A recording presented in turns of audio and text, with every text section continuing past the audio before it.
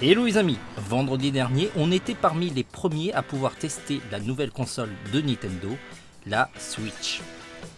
Le lieu de cette prise en main était le Grand Palais à Paris. Dès notre arrivée, on ne savait plus où donner de la tête, il y avait tellement de choix. Ça ne sera pas le cas le jour de la sortie de la console, car la liste des jeux dispo est plutôt faible pour l'instant. Il y aura quand même le tout nouveau Zelda, le jeu est beau, l'univers est vaste, et l'ambiance nous a donné le frisson. On a testé que le début du jeu. Il est vrai que l'univers semble un peu vide, mais à mon avis c'est un choix délibéré de Nintendo pour être cohérent avec l'histoire du jeu, qui réserve beaucoup de mystères. On vous en dira plus lorsqu'on aura testé le jeu au complet.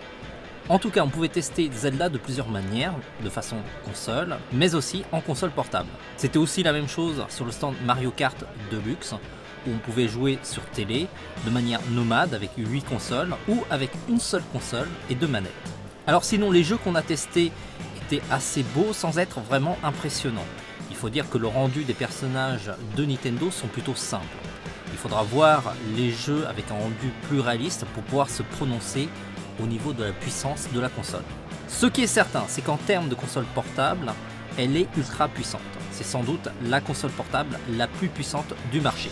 L'écran est magnifique, la prise en main lorsqu'on est en mode solo est plutôt top. Lorsqu'on détache les deux extrémités de la console, on obtient 2 petites manettes. C'est sans doute un peu petit pour jouer pendant plusieurs heures, mais ce qui est sûr, c'est qu'on a des manettes d'appoint qui sont très fonctionnelles. Pour comprendre la capacité de ces manettes, il suffit de passer sur le stand du jeu 1-2 Switch pour voir l'étendue des possibilités.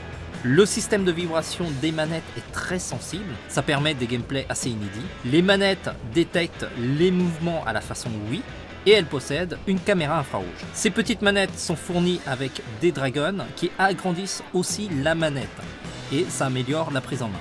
Nintendo ne renie pas ses choix passés car il est toujours possible de jouer façon Wii U, comme par exemple pour Splatoon 2, et on peut vous dire que pouvoir jouer à ce type de jeu à plusieurs et dehors, c'est vraiment la meilleure pub pour la console. La machine offre une expérience de jeu inédite en solo ou à plusieurs, les possibilités de gameplay sont assez incroyables, à condition que les éditeurs sortent de leur zone de confort et imaginent des façons de jouer intéressantes.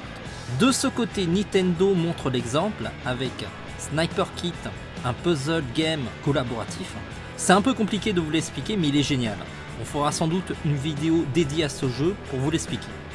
Enfin, une très grosse surprise, c'est Arms. C'est un jeu de combat avec une prise en main assez immédiate et fun. On incarne des boxeurs où les bras sont assez élastiques, un petit peu comme Luffy de One Piece, et on fait des combats. Avec la Switch, Nintendo remet le jeu au centre des jeux vidéo. On a été convaincu par cette machine, il faudra le tester sans doute beaucoup plus longtemps. Il y a encore des mystères comme par exemple les possibilités de l'écran tactile. En tout cas, on peut vous dire qu'à l'état actuel, cette machine tient ses promesses. C'est à la fois un équivalent de PS4, de DS, de Wii et de Wii U en une seule machine. Maintenant, il faut juste que les revendeurs arrêtent la valse de prix et mettent clairement le prix de la console à 300 €, point barre. On se dit à très vite pour en savoir plus sur la Switch.